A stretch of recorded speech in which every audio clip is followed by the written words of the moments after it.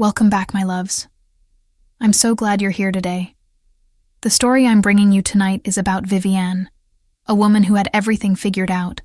The right apartment, the right career path, the right idea of who she was supposed to be. She had a best friend she'd known for 3 years. Someone she trusted with the kind of things you only tell people at 2 a.m. Someone whose laugh she could recognize from across a crowded room.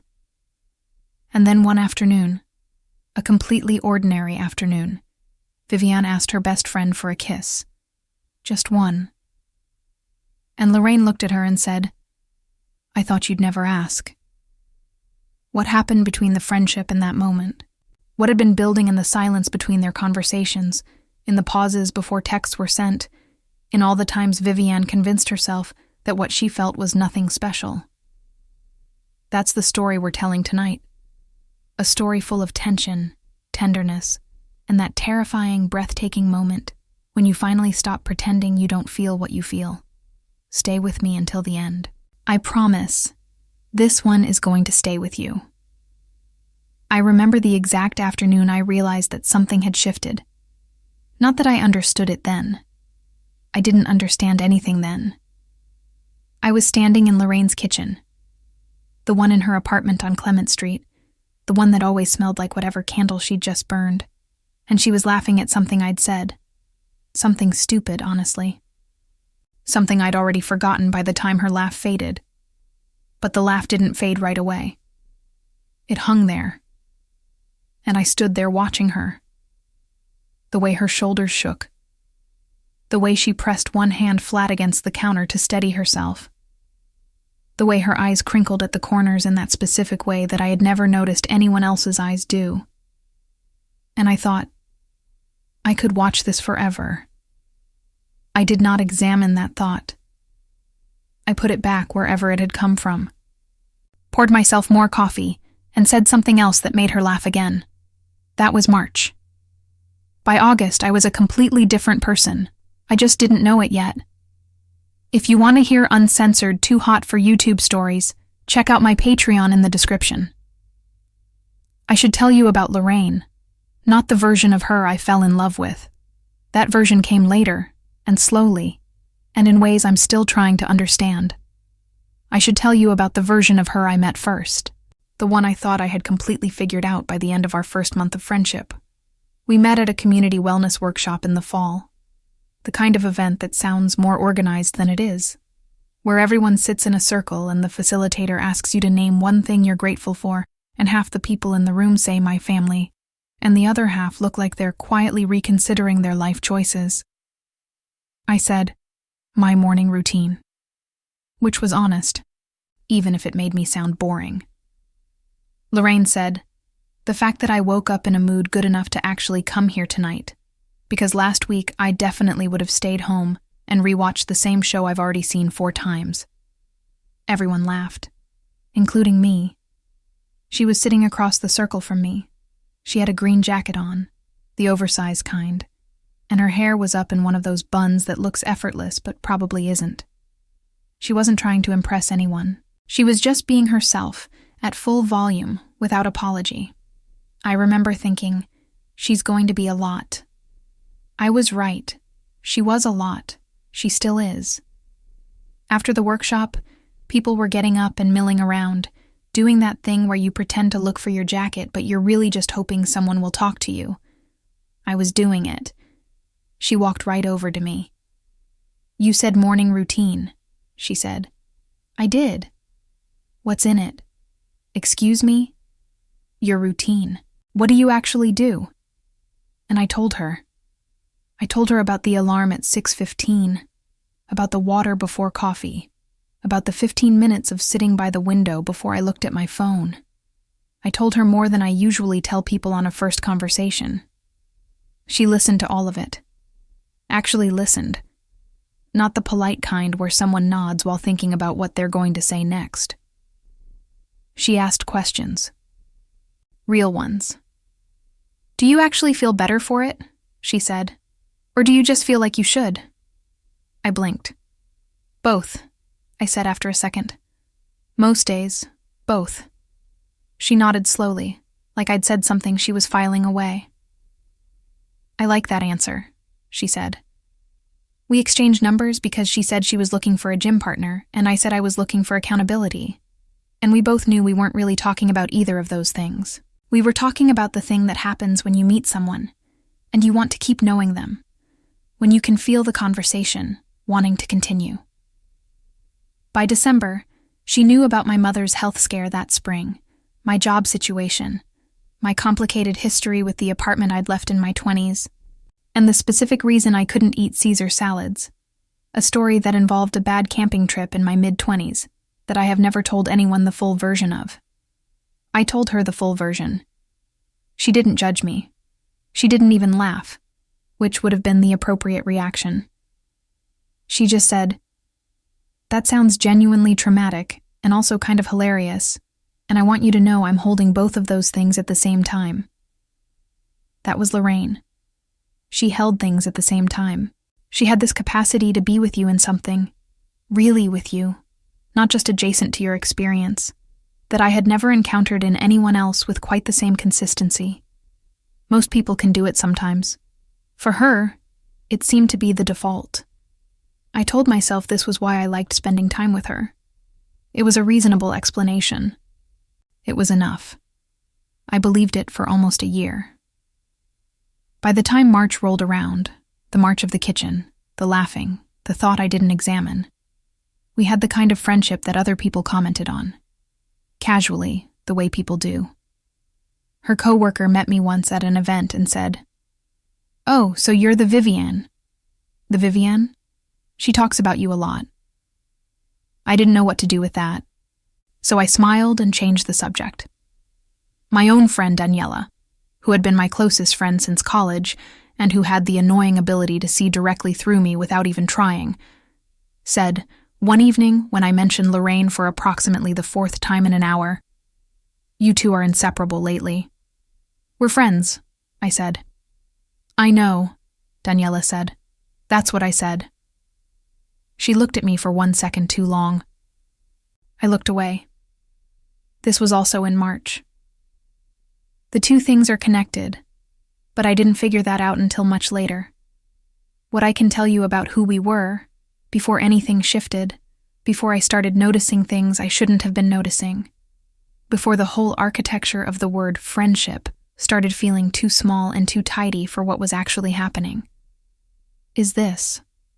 Lorraine was the person I called when something happened. Not after I'd processed it. During. That's a level of trust I don't give easily. I have to believe someone can hold something before I hand it to them. Most people, I wait. I watch. I offer something small first and see what they do with it. With her, I skipped all of that. I don't know if she noticed. I think she might have. She noticed most things. She was a graphic designer, freelance, which gave her a schedule that looked chaotic from the outside, but was actually meticulously controlled on the inside. She had a system for everything. She kept a physical planner in a year when almost no one kept physical planners. She remembered the dates of things that mattered to other people without being reminded. She remembered my mother's follow-up appointment. She texted me the morning of, before I'd said anything. "Thinking of you today? Let me know how it goes." I read that text 3 times. I told myself it was because I was touched, that I wasn't used to being thought of like that. Which was true. But it wasn't the only truth. That was February. A month before the kitchen, the laughing, the thought. Looking back now, I can see the shape of what was already happening. The way certain moments were becoming different in my memory than they were in real time. The way her name was starting to occupy a specific weight in my chest when it came up. Not heavy, not painful, just present. A presence I had learned to move around without examining. We had a rhythm, the two of us. Wednesday evenings, when she didn't have a deadline, she'd come over to mine, or I'd go to hers. We'd cook something, or order something, and talk for 3 or 4 hours without noticing the time. Saturday mornings sometimes, we'd walk, not always with a destination, just walking through the neighborhood, past the coffee places she knew better than I did, past the bookstore she always wanted to go into, and I always agreed we should do next time. We never did go into the bookstore. We were always walking past it toward somewhere else. I think about that sometimes. The Saturday walks were mine, in the sense that I was the one who had a fitness goal and needed accountability, but she showed up every week without me asking. Every week she was there at 8:45, coffee in hand, one for her, one for me, the order I liked, without me texting it to her. She just knew. She said once when I thanked her for remembering, "You drink the same thing every time." It's not impressive, Vivian. I'm not special. But she said it with a smile. And the smile was the special part. I should have been paying more attention to the smile. I should have been paying attention to a lot of things. But I was busy telling myself a story. The one where she was my best friend, and that was its own complete category, and anything that didn't fit inside that category was just noise. I'm very good at telling myself stories. I was much better at it before I met her. It started small. The way most things that matter actually start. Not with a moment that announces itself. Not with a bolt of lightning or a scene you'd point to later and say, "There, that's when everything changed." It started with small things becoming slightly too significant in a way I kept finding reasonable explanations for. April. We were at a farmer's market, her idea, which I had protested mildly, and then agreed to immediately, which was the pattern with her ideas. She had a whole list of things she wanted. I had a coffee I was nursing because it was 8 in the morning on a Saturday, and my commitment to this friendship was apparently unconditional. She was looking at flowers. Not buying them, just looking, the way she did with things she loved. Slowly, carefully, like she was trying to understand them. She picked up a bunch of something purple and held it against her face and closed her eyes. I don't know why she did that. I don't know why I watched. But I did. I stood there, coffee in hand, and I watched her hold those flowers and close her eyes, and I felt something in my chest go completely quiet. Like everything in me that was usually running. The to-do lists, the background anxiety, the constant low hum of trying to be adequate, just stopped. She opened her eyes and found me looking. "What?" she said. "Nothing," I said. "They're a good color." She looked at the flowers, then back at me. "You weren't looking at the flowers. I was looking at the general area." She laughed and put the flowers down and grabbed my arm to steer me toward the vegetable stalls. She kept her hand there for a beat too long. I didn't say anything. I noticed. I told myself I noticed because I was tired and therefore more sensitive to sensory information. This was not my best reasoning, but it served me through the rest of the market. May. We were watching a movie at her apartment. Something she'd already seen and I hadn't, which meant she kept watching my face instead of the screen, waiting for my reactions to the parts she liked. She did this unself-consciously. She just found it more interesting to watch me watch the film. I knew she was doing it. I pretended I didn't. At some point, I made a comment about a plot point, and she laughed and said, "That's exactly what I thought the first time." And she turned to look at me, and she was very close, and I could see, without trying to, without wanting to, without having any idea what to do about it, the particular color of her eyes in the dim light of her living room. Not brown exactly, something warmer, something that picked up the glow from the screen. I looked back at the movie. She looked back at the movie. We didn't talk about it. There was nothing to talk about. Nothing had happened. She had been close, and I had noticed her eyes, and that was the entire event. It was nothing. I spent the whole drive home trying to remember the exact shade of her eyes. This was new.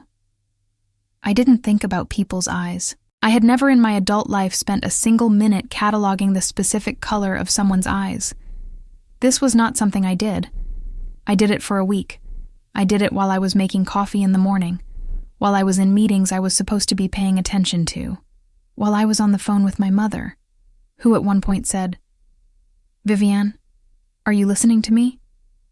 And I said, "Yes, sorry, I'm here," which was true in the technical sense. I stopped thinking about her eyes eventually, or I got better at thinking about them only when I was already in bed, and there was nothing else to redirect to. June. We had a conversation on a Wednesday evening about the future. Not our future specifically, just the abstract future, the kind of philosophical conversation that happens when you've run out of smaller topics and you trust each other enough to be a little unguarded. She said something about what she wanted her life to look like in 5 years, and it was specific, not vague ambitions, but real details. The kind of morning she wanted to have, the kind of work, the kind of home. She said, "I want a kitchen with real light. I've always wanted a kitchen with windows on 2 sides. I don't know why that hit me. It was such a small thing. But I went home, and I thought about it for days. I thought about it in the context of a question I didn't let myself finish. A question that started with, what would it be like to... I finished the question once, in the dark, at 2 a.m, and then I sat up and got a glass of water, and didn't let myself think about it again for another week. What was changing in me was this. She was moving from the category of my best friend into a category that didn't have a name yet, or had a name I wasn't going to say. Things I started noticing that I had not previously noticed. The way she said my name. Not all the time, just occasionally, in the middle of a sentence when she was making a point. She'd say, "Vivienne," before the important part. Like she wanted to make sure I was paying attention before she said the thing that mattered. The sound of it, my own name, had never previously been interesting to me. It became interesting. The way she smelled. Not in a way I could articulate. Just... There was a specific moment once, when she leaned over to look at my phone screen because I was showing her something. And she was close enough that I just noticed. That's all. I noticed. And then I very deliberately thought about something else. The specific frequency of her laugh. There was a version of her laugh that was polite. That was the one she used when something was mildly amusing but not genuinely funny. Then there was the real one. Deeper, more sudden. The one that she couldn't plan or prepare. When I managed to produce the real one, I felt it somewhere in my ribcage in a way that had no rational explanation. I started trying to produce it more. I started telling funnier stories, making sharper observations, timing my lines. I didn't examine why. I told myself I just liked making her laugh, which was true. It just wasn't the complete truth. July. Daniela came to visit from out of town, and the 3 of us had dinner together. Daniela and Lorraine had met twice before, and gotten along in the way of 2 people who have a person in common, and are therefore predisposed to like each other. That evening, though, something different happened. We were at a restaurant, the kind with long communal tables, which I don't usually like. But Lorraine had suggested it, and I had said yes without hesitation. We were 3 hours into the dinner when Daniela looked at her phone and said she needed to step out for a call. She was gone for maybe 15 minutes. Lorraine and I stayed at the table. We talked about the restaurant, about the food, about nothing much. And then there was a moment of quiet. One of those quiet moments that we had all the time, the kind of comfortable silence I only had with maybe 3 people in the world. And she looked at me across the table and said, out of nowhere, "I'm really glad we met." Just that. Simple. Direct. I looked at her. "Me too," I said. She nodded, like she'd just confirmed something for herself.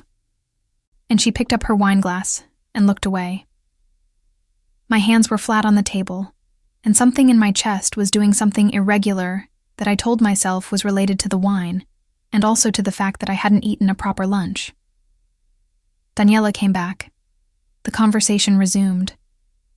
The evening ended the way most evenings with Lorraine ended, with a hug that lasted the right amount of time, with me walking to my car thinking I should text her when I get home to say I got back safe. I always texted her. She always replied within 5 minutes, no matter the time. That night, after Daniela and I were back at my apartment and she was getting ready for bed in the guest room, she stopped in the hallway and looked at me. "She's great," she said. "She is," I agreed. Daniela looked at me for a second. That look again. The one that saw things. "Vivi," she said. "What?" A pause. "Nothing. Get some sleep." She went into the guest room and closed the door. I stood in the hallway for a moment. I went to bed. I did not sleep particularly well. August brought the first moment I couldn't explain away with anything.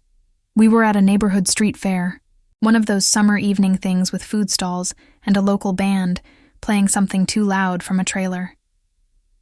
The sun was setting, and the whole street was that particular shade of golden that makes everything look different from how it looks in daylight. We had been walking and eating and talking for 2 hours, and I was happy in a way that had a specific quality to it. Not the happiness of a good day, but the happiness of being exactly where I wanted to be.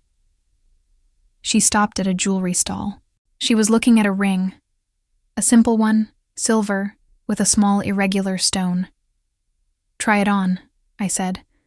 "It's probably not my size. Try it anyway." She slid it onto her right ring finger. It fit. She held her hand up to look at it, turning it in the light. "What do you think?" she said. I looked at her hand, at the ring, at the way the last light of the day was catching the stone. "I think you should get it," I said. My voice came out slightly different than I expected. Quieter. She looked at me, not at the ring. "Yeah?" she said. "Yeah." She bought the ring. She wore it for the rest of the evening. And once, just once, at a moment when we were standing close together at one of the stalls, her hand near mine, I thought, if I moved my hand 2 inches to the left, I would be touching hers. I did not move my hand, but I thought it, and thinking it changed something. Not dramatically, not immediately. But I went home that night and I sat on my bed and I had a conversation with myself. The honest kind that you usually avoid because honesty is exhausting. And I said quietly to the ceiling of my room, "Something is happening." I didn't say what the something was. I wasn't ready for that yet. But I stopped pretending nothing was happening. That was the small shift of August. Not an admission, just the end of an active denial. It doesn't sound like much. It was everything. September came in the way September does, with a sudden change of light, the air becoming something different, the whole city shifting into the version of itself that feels more serious and more beautiful at the same time. I had not done anything with what I'd admitted to myself in August. That was a choice, even if I was pretending it wasn't. The logical next step, after admitting that something was happening, would have been to examine what the something was. Name it. Decide what to do with it. That's what a reasonable person does when they realize they're feeling something unusual about someone who is central to their life. What I did instead was continue. Continue seeing her on Wednesdays. Continue the Saturday walks. Continue the texting at all hours about things that mattered and things that didn't. Continue laughing at the right moments, and being quiet at the right moments, and knowing, in that intuitive way you can only know with someone you love. As a friend, I told myself, just as a friend. When she needed me to push back, and when she needed me to just be there. I was very good at being her friend. It was, in some ways, the thing I was best at. Being her friend felt natural, in a way that very few things in my life had ever felt natural. Easy. Not in the sense of unchallenging, but in the sense of right. The sense of aligned, like something clicking into place. The problem was that the click was getting louder. September, week 2. She had a bad work week. A client she'd been invested in for months had a late-stage change of direction that undid most of what she'd built. She handled it professionally. She always handled things professionally. But I could hear it in her voice on Tuesday evening when she called. the flatness underneath the words, the energy that wasn't there. "Come over," I said. "You don't have to." "I know I don't have to. Come over." She came. I made food, the pasta she liked, the one I'd learned by watching her make it 3 times, and then reverse engineering it at home without telling her. I poured wine. I let her talk about the project for as long as she needed to, and then I listened when she shifted to other things. And then I let the conversation go quiet when she didn't have anything left to say. She fell asleep on my couch. It was 10:30. She didn't mean to. Her body just made the decision her brain had been resisting all week. 1 minute she was there, talking. The next, she'd gone still. I sat in the armchair across from her and watched her sleep. Not in a dramatic way. Not with anything I can name clearly. Just, I sat there, in the quiet of my apartment, and I looked at her face in sleep, which was a different face than the one she wore when she was awake. Softer. Unguarded in a way she only rarely allowed herself to be when she was conscious. The lines she held in her forehead during the day were gone. Her breathing was slow. I thought, I would do anything to make sure she's okay. Not the friend way. Or not only the friend way, the kind of anything that has no limit. The kind that doesn't calculate cost. The kind that means, your well-being is more important to me than my own comfort in this moment, including the comfort of not knowing what this feeling is. I got a blanket and put it over her, and sat back down and opened a book I didn't read. She woke up an hour later, disoriented. "Oh God," she said, sitting up. "Vivienne, I'm sorry. Don't apologize. I was just going to rest my eyes for a second." "I know." She looked at me, that specific look, the slightly too clear one, the one that always made me feel like she was reading something I hadn't said out loud. "Did you stay up?" "I was reading." "What were you reading?" I looked at the book in my lap. I had no idea what I had been pretending to read. "This," I said, holding it up. She looked at it. "You're holding it upside down." I looked down. She was right. She started to say something, and then she stopped. She just looked at me, and I just looked at her, and neither of us said anything for a long moment that had a specific weight to it. "I should go," she said finally. "You can stay," I said. "The guest room is made up." A pause. "Okay," she said. She stayed. I lay in my own bed that night and stared at the ceiling and had the next part of the conversation with myself. The part that went further than September week 2 was also when the first hairline crack appeared in my version of things. Her friend Priya, who I had met a handful of times and liked, in the way of someone who is genuinely funny and also slightly disconcerting, because she seems to be in possession of information she isn't sharing, texted me on a Thursday. I didn't know we were the kind of people who texted each other independently. Apparently we were. She said, "Hey, can I ask you something?" I said, "Sure." She said, "Is everything okay with you and Lorraine? She seems different lately." I put my phone down. I picked it up again. I wrote, "Different how?" She said, "Good different, like lighter or something. More relaxed," which is not her default state, as you probably know. I sat with that for a minute. I wrote, "I think she's been having a good season overall, working on things she cares about." Priya took longer to respond this time. Then, "Yeah, probably that." Then, "Anyway, glad she has you." I didn't know how to respond to that, so I sent a thumbs-up emoji and put my phone in a drawer. October.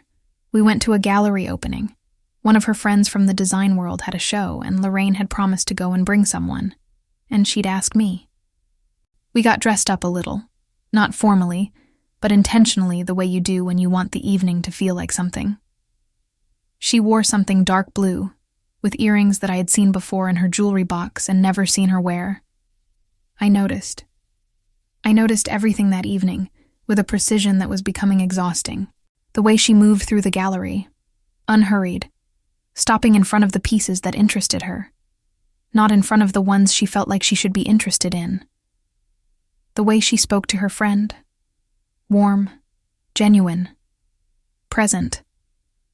The way she turned to find me in the room when she'd been gone for a few minutes, not anxiously, just checking, orienting, like I was a fixed point.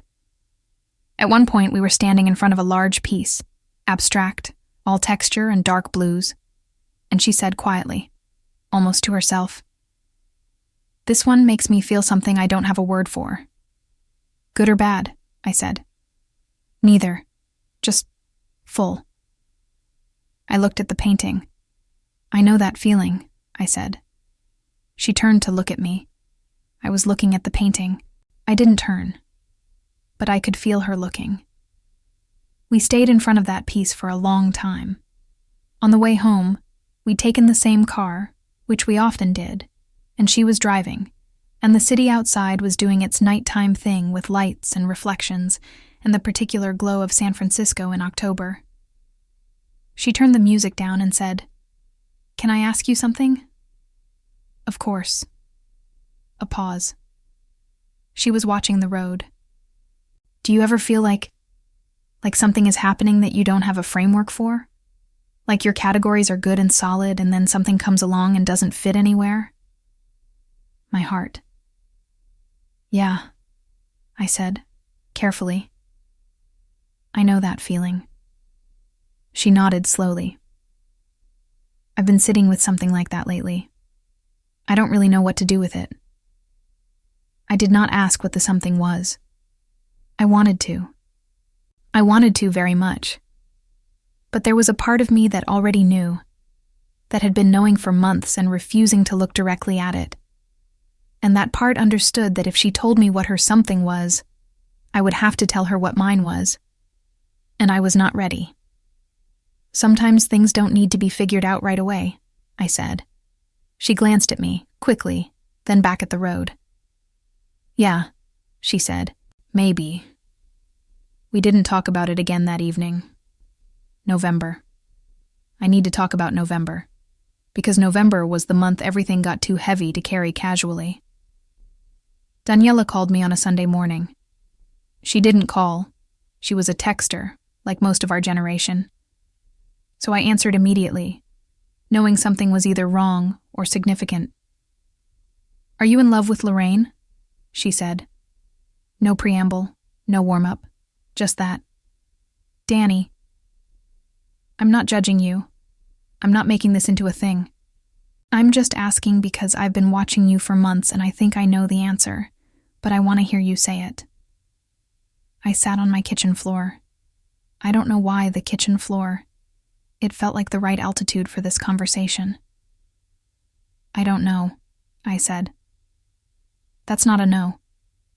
"I know it's not a no." A long pause. I could hear her breathing. "Okay," she said gently. "And does she know?" "Does she know what? I just told you I don't know myself."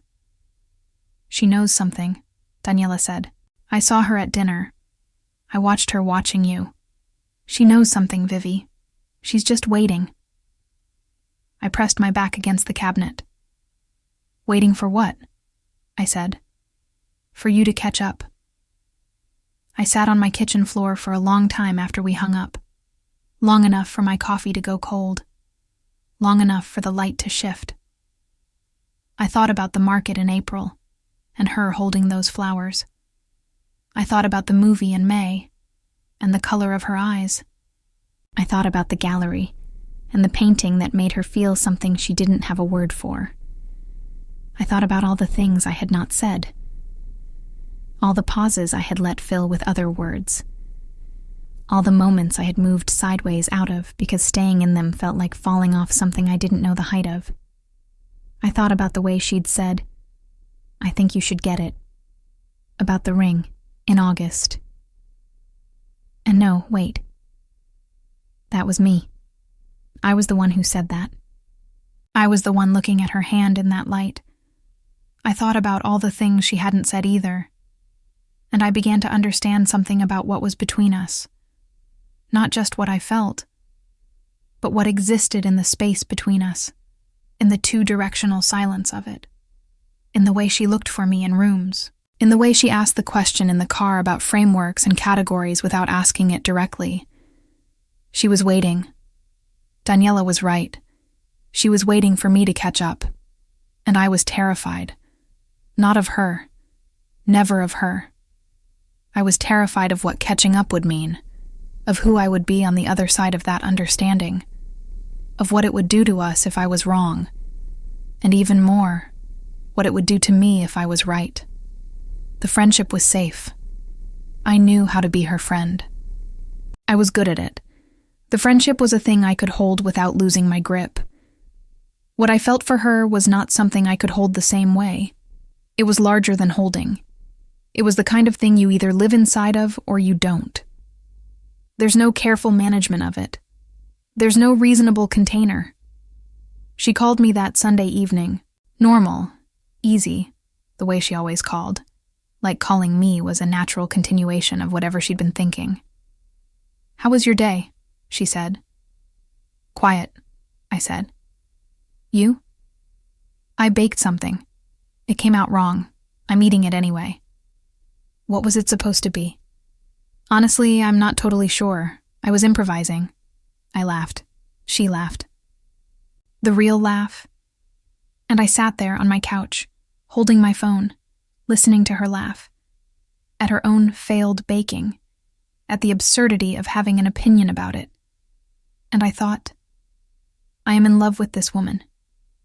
I had the thought completely, not the beginning of it. The whole thing, I am in love with her. And then she said something about the baking. And I responded, and the conversation continued, and I did not say it out loud. December. December was the hardest month, because December was when I knew. I knew the complete thing, and I still didn't say it. I spent December performing a very convincing version of my normal self. I saw her on Wednesdays. I did the Saturday walks. I texted back within reasonable amounts of time instead of the immediate response I wanted to give. I was careful. I was measured. She noticed. I knew she noticed, because she started being careful too. A little more measured. A little more contained, like we were both trying to protect the same thing from ourselves.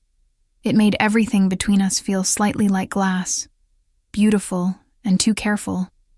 There was an evening, mid-December, at her apartment, one of our usual Wednesdays, where we had cooked and eaten and talked, and the conversation had gone quiet in the usual way. And we were sitting on her couch with the distance between us that had grown without either of us choosing it, and I was thinking about what it would feel like to close that distance, and I said, "Nothing." I said, "Nothing." I got up and said it was getting late. I put on my coat. I hugged her. The usual hug, the one that had started lasting a beat longer than it used to, without acknowledgement from either of us. She held on for that extra beat. I stepped back. "Same time next week?" I said. "Yeah," she said. Her voice was even, but her eyes were doing something I recognized by now as a thing she did when she was choosing not to say something. I drove home. I sat in the parking garage outside my building for 11 minutes before I could make myself go inside. I knew what was happening. I knew what I was doing. I was making myself smaller, making us safer, holding the glass very steady with both hands. I was also incredibly tired. The thing about carrying something you won't put down is that it gets heavier. Not lighter. Every day I didn't say it. It added weight. Every normal Wednesday, every careful Saturday walk, every text that said what I meant but not what I felt. It was accumulating. I couldn't keep doing this indefinitely. The question was not whether something was going to happen. The question was what it would look like when it did. But before we continue, if you've made it this far, it's because this story is touching something you recognize. That feeling of carrying something you can't put down, of knowing the answer and still circling the question. Hit the like button right now. It helps me keep bringing stories like this one to you.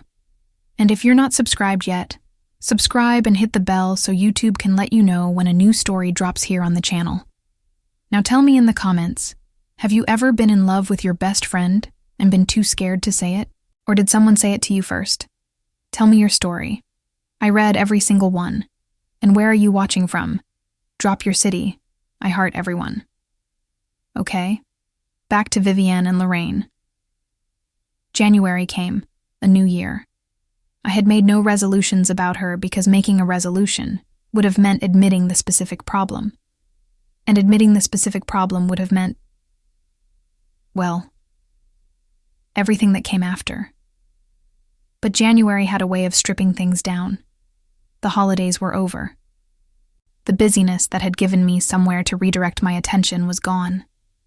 There was just my apartment, my routine, my Wednesday evenings, my Saturday walks, her.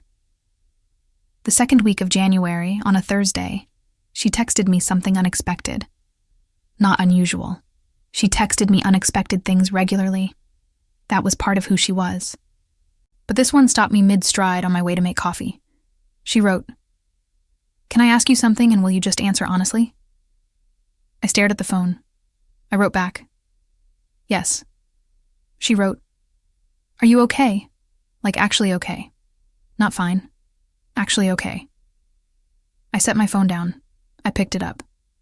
I wrote, "No, not entirely." She wrote, "Me neither." Then, "Can we talk? Like actually talk." I wrote, "When?" She wrote, "Saturday, after the walk. Come up. I'll make coffee."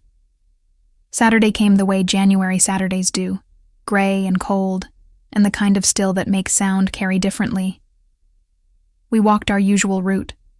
We were quieter than usual, not uncomfortable, just both aware that the morning had a direction we hadn't talked about yet. At the end of the walk, outside her building, she said, "Come up?" "Yeah," I said. We went upstairs.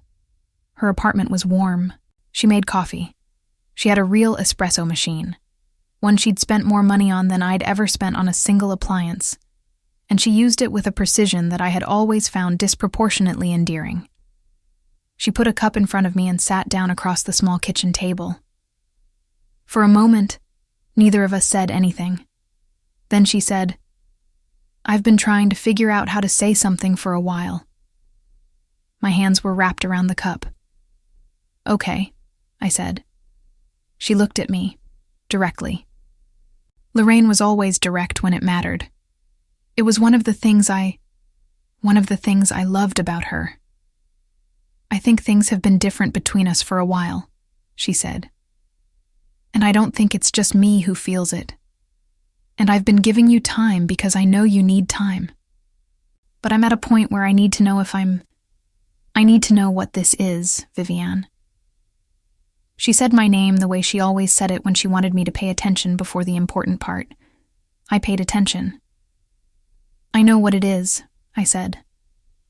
A pause. "Tell me," she said. I looked at my coffee, at the table, at my hands, at her. She was watching me with that clear-eyed steadiness that had undone me in ways I was still calculating. She was not anxious. She was not pressing. She was just there, present and patient and somehow simultaneously entirely sure of herself and entirely willing to let whatever I said determine what happened next. I breathed, and I said, "I think I've been in love with you for most of this year, maybe longer. And I've been trying not to because I was afraid of what happened if I was wrong. And even more afraid of what happened if I was right." I said it all the way through, without stopping, without the careful edits. She looked at me for a long moment. "If you're right," she said slowly, "which you are, what happens?" "I don't know exactly," I said. "Do you want to know?" I looked at her. This woman, who had brought me coffee on Saturday mornings without asking, who had remembered my mother's appointment, who had held things at the same time, who had stood in a farmer's market holding flowers with her eyes closed, who had said, "I'm really glad we met," across a dinner table on a summer evening, who had asked about frameworks and categories in a car going home through the city at night, who had stayed on my couch when she needed somewhere soft to land, who had been watching my face at movies and pretending she wasn't, who had said my name before the parts that mattered. "Yes," I said. She reached across the table. She didn't take my hand. She just put hers flat on the table near mine, close enough that I could feel the warmth of it. "Then let's find out," she said. I looked at her hand, at mine, at the small distance between them. I moved mine. I covered hers. Her fingers closed around mine without hesitation. She exhaled, slowly, fully, the kind of exhale that carries something heavy out of you. I felt it. I felt it the way you feel your own relief from the inside. We stayed like that. Hands on the table, no dramatic declarations. The coffee going slowly lukewarm for what felt like a very long time. And then she said quietly, with that particular quality she had when she was saying something true, "I've been waiting for you to catch up." I laughed. A real laugh. Surprised and warm and slightly watery. "I know," I said. "I'm sorry it took so long." "It took exactly as long as it took," she said. She squeezed my hand. We stayed in her kitchen for another 2 hours. We talked, really talked, the way we always had, but differently now. With less careful management of certain words. With the ability to say the things that had been accumulating for a year and let them be said without taking anything back.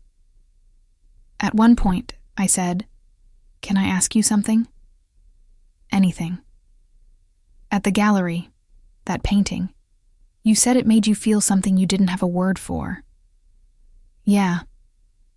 "What was the feeling?" She looked at me steadily. "Same feeling I have right now," she said. I didn't have a word for it either, but I had a name for her, and she had a name for me. That was enough to start. 3 weeks later, on a Sunday afternoon in the middle of January when the light came through the windows at the angle that made everything look like a photograph, I asked her for a kiss. Not dramatically. Not with a speech. Not with a declaration that had been rehearsed.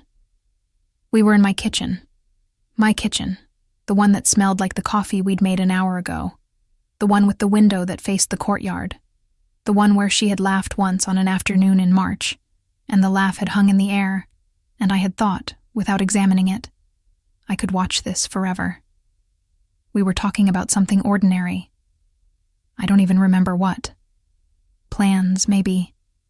Something domestic and calm. And there was a moment. The particular kind that you recognize in retrospect, but can feel in real time if you're paying attention. When the ordinary thing stopped and the space between words became a different kind of space. I stopped pretending I didn't notice it. I looked at her. She was already looking at me. She had been looking at me, I realized, for longer than I'd been aware of.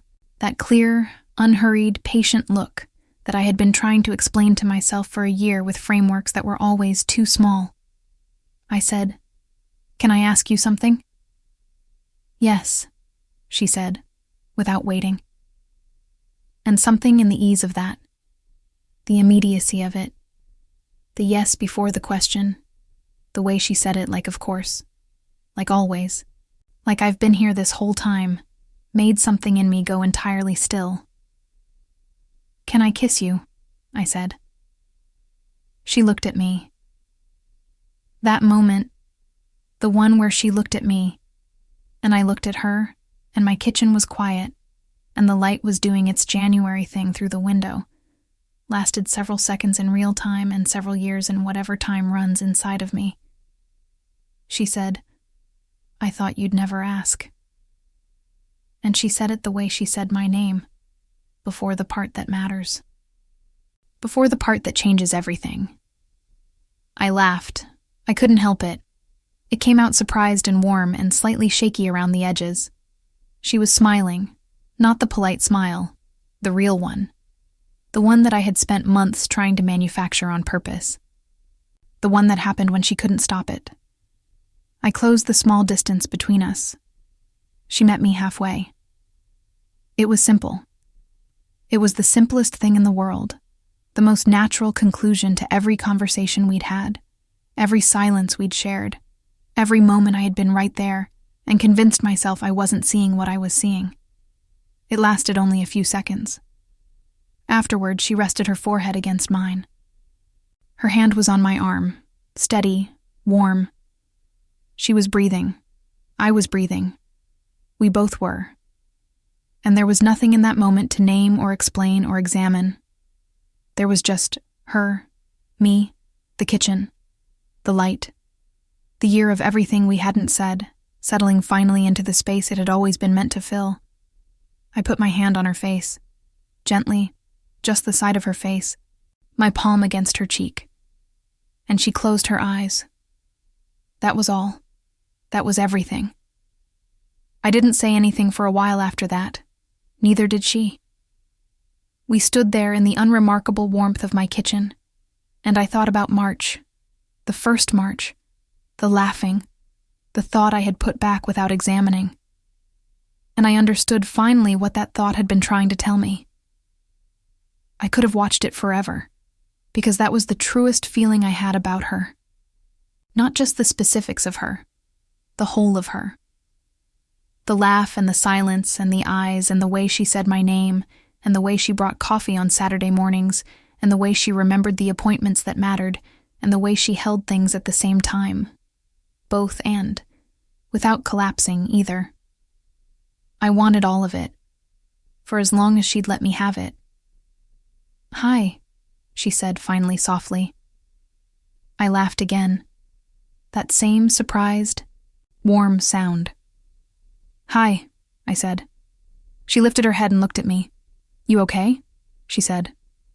The question she'd asked in the text. The one that had started all of this. "Are you okay? Not fine. Actually okay." "Yes," I said, and I meant it completely, more completely than I had meant almost anything. She nodded. She looked at me for another moment, cataloging something, I think, the way she did when she was trying to remember. "Good," she said. "Me too." We made more coffee. We sat at my kitchen table with the cups between us and the light changing and the afternoon stretching out in front of us without urgency. We talked. We were quiet. We talked again. At one point she said, "I want to know what you were thinking for the past year. The specific thoughts. All of them? As many as you'll tell me." So I told her. The farmer's market in April, the movie in May, the gallery in October, the car, driving home through the city at night, the ring in the summer light. All the things I had noticed and refused to name. She listened the way she always listened, really listened. When I finished, she was quiet for a moment. Then she said, "The farmer's market in April. I didn't know you were watching me." "You knew?" A pause. "Yeah," she said. "I knew." We both smiled. There's a particular feeling that comes when you stop running from something and finally stand still and let it reach you. It's not what you expect. It's not relief exactly, or triumph, or arrival. It's quieter than any of those things. It's more like, "Oh, there you are." I had been looking for a framework, a category, a reasonable container for something that had no reasonable container. She was not a category. She was Lorraine. And I was myself. Finally, in the kitchen, in January, with her hand near mine and the coffee going lukewarm. More fully myself than I had been in a very long time. Not because she completed something in me that was missing, but because in her presence, in the specific, unrepeatable presence of her, I stopped managing myself so carefully. I stopped performing the version of Vivienne that would make the right impression and the right choices and fit into the right definitions. I just was. And it turned out that who I was, without the management, was someone who had been in love with her best friend for the better part of a year, which, honestly, I could have figured out sooner. But I got there. And she was waiting when I did. I finally had the thing I'd spent so long trying not to want. It wasn't perfect. It wasn't certain. It was 2 people, and a kitchen table, and a year of things unsaid, suddenly given space to breathe. But it was true. And sometimes the most courageous thing in the world is simply to stop pretending you don't feel what you've already felt for a very long time. If this story landed with you, if you know that specific feeling of carrying something you won't put down, write Intera in the comments. That's how I'll know you stayed with me until the end. And if you want to keep going, more stories like this one, more of that feeling, click the video appearing on your screen right now. A huge kiss to each of you. Until the next one. If you want to hear uncensored, too hot for YouTube stories, check out my Patreon in the description.